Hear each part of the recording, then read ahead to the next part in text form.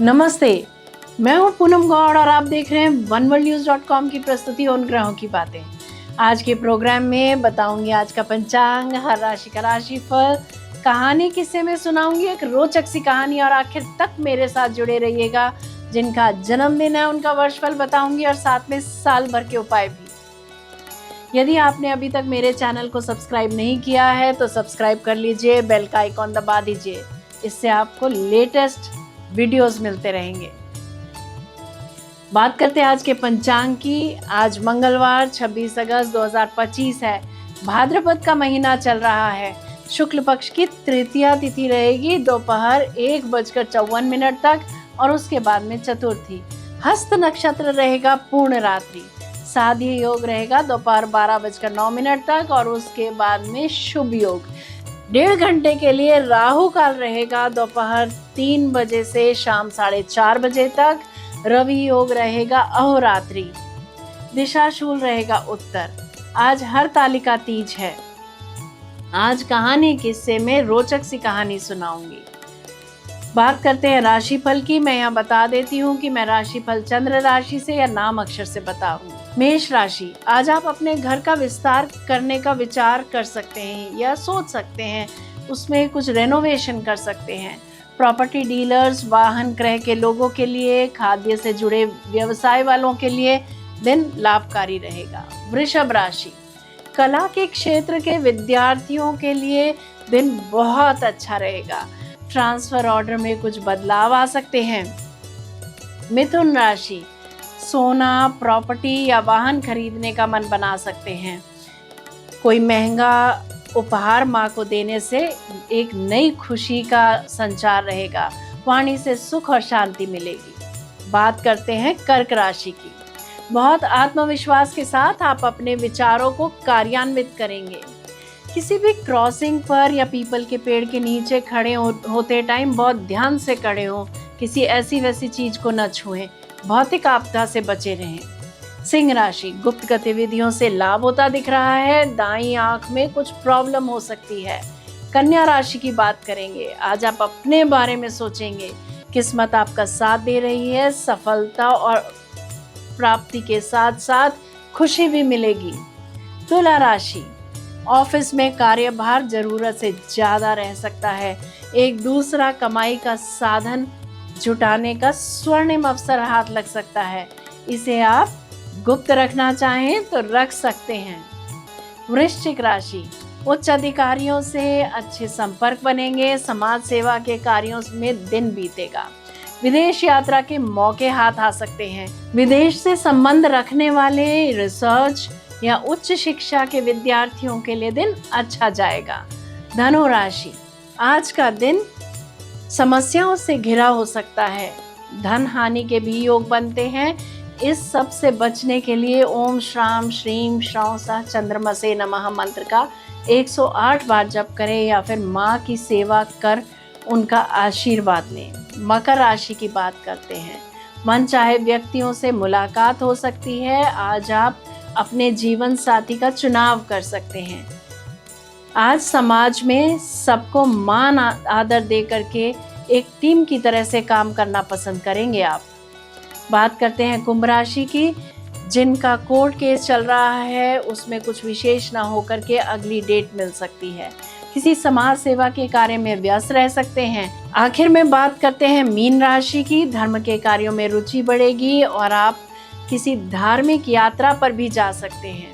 भगवान की कृपा मिलने से आप किसी रोग से मुक्त हो सकते हैं। ये था राशि का राशिफल। बात करते हैं कहानी किस्से की। एक बार की बात है, एक राजा ने रात में एक विचित्र स्वप्न देखा। उसने देखा कि उसके सारे दांत टूट गए हैं, बस सामने का एक बड़ा दांत बचा हुआ है। सुबह होते ही राजा चिंतित हो उठा और अपने दरबार में जाकर स्वप्न का फल जानने की इच्छा जताई। राजा के मंत्रियों ने सुझाव दिया कि राज्य के स्वप्न विशेषज्ञों को बुलाया जाए और स्वप्न का फलादेश कुछ पूछा जाए। राज्य भर में घोषणा की गई कि जो भी राजा के स्वप्न का सही फल बताएगा उसे उचित इनाम दिया जाएगा।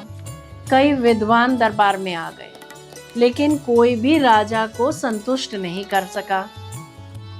एक दिन काशी से विद्या प्राप्त कर एक विद्वान दरबार में आया और राजा से कहा, महाराज, मैं आपके स्वप्न का सही फल बता सकता हूँ। राजा ने उत्सुकता से उसे अपना स्वप्न सुनाया। विद्वान ने गहरी सोच के बाद कहा, महाराज, आपका स्वप्न बहुत अशुभ है। इसके फलस्वरूप आपके परिवार के सभी सदस्य आपके सामने ही मर जाएंगे और अंत में आपकी मृत्यु होगी।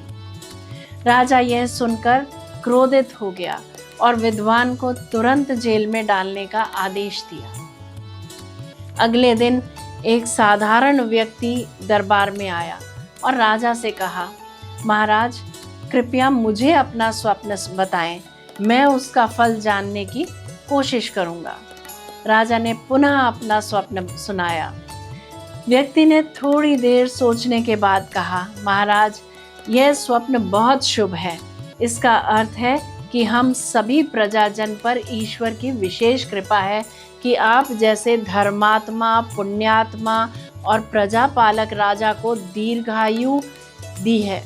राजन, आपके परिवार में आपकी आयु सबसे लंबी होगी। इस राज्य का यह सौभाग्य है कि आप कई वर्षों तक राज्य करेंगे। राजा इस फलादेश को सुनकर अत्यंत प्रसन्न हुआ और उस साधारण व्यक्ति को विशेष सम्मान के साथ बहुत सारा धन दौलत इनाम में दिया।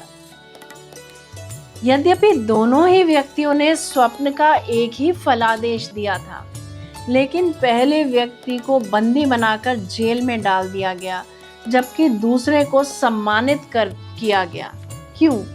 क्योंकि पहले व्यक्ति ने, भले ही वह विद्वान था, अपने शब्दों का चयन ठीक से नहीं किया और अपने उत्तर में कठोर और अशुभ शब्दों का प्रयोग किया। वहीं दूसरा व्यक्ति जो साधारण था, उसने अपने शब्दों का चयन बहुत सोच समझ कर किया और अपने उत्तर में सकारात्मक और सजीव भाषा का प्रयोग किया। इस कहानी से यह शिक्षा मिलती है कि हमारी बोलचाल, बातचीत और व्यवहार में शब्दों का विशेष महत्व होता है। सही और सम्मानजनक शब्दों के प्रयोग से हमारे संवाद में मिठास आती है, जिससे दुश्मनों के दिलों में भी प्यार जगाया जा सकता है। वहीं गलत और कठोर शब्दों का प्रयोग हमारे अपनों के दिलों में भी नफरत और दूरी पैदा कर सकता है। इसीलिए हमेशा सोच समझकर और सम्मानजनक शब्दों का प्रयोग करें। जरा सोचिए, बात करते हैं जिनका आज जन्मदिन है। और very happy birthday to you, enjoy your day. 2025-26 आपके लिए विजय का वर्ष रहेगा। अपने मन को शांत करने और अपनी आत्मा को पुनः जागृत करने के लिए अपनी डेली एक्टिविटीज़ के दबावों से थोड़ा विराम लें। इस पर चिंतन करें कि आपके लिए क्या सार्थक है और आपके उद्देश्य की पूर्ति करता है। प्रकृति में समय बिताना सेहत के लिए अच्छा रहेगा। आप छुट्टी में कहीं हिल स्टेशन पर या किसी ऐसी जगह जा सकते हैं जो नेचर के बिल्कुल क्लोज हो। आप इस वर्ष किसी स्पिरिचुअल एक्टिविटी में इन्वॉल्व हो सकते हैं या कोई स्पिरिचुअल ग्रुप ज्वाइन कर सकते हैं। जिस फील्ड में मन लगता हो वो ज़रूर सीखें। लेखकों के लिए यह बेहतरीन रचनाएं रचने का साल हो सकता है। इस साल आप चाहे जो भी करें, आपको अपनी भावनाओं को हावी होने देने से के बजाय अपने मन को अपनी इच्छाओं पर केंद्रित रखना होगा। कभी कभी आप कंफ्यूज हो सकते हैं कि आप किस डायरेक्शन में जा रहे हैं, जिससे आप क्रोधित या भ्रमित हो सकते हैं। इस वर्ष सोचते समझते हुए काम करें। अगर आप बहुत ज़्यादा घबरा जाएं तो प्राणायाम का सहारा ले सकते हैं। बात करते हैं साल भर के उपायों की। तर्जनी उंगली से यानी इंडेक्स फिंगर से हल्दी का तिलक प्रतिदिन लगाएं। बुधवार को गाय को चारा डालें अथवा कबूतरों को दाना डालें। बुधवार को गणपति की पूजा अर्चा करें। यदि मेरा ये प्रोग्राम आपको पसंद आया है तो इसे लाइक, शेयर, सब्सक्राइब करें, बेल का आइकॉन जरूर दबाएं और कल फिर मेरे साथ जुड़िएगा oneworldnews.com की प्रस्तुति उन ग्रहों की बातें में। नमस्ते।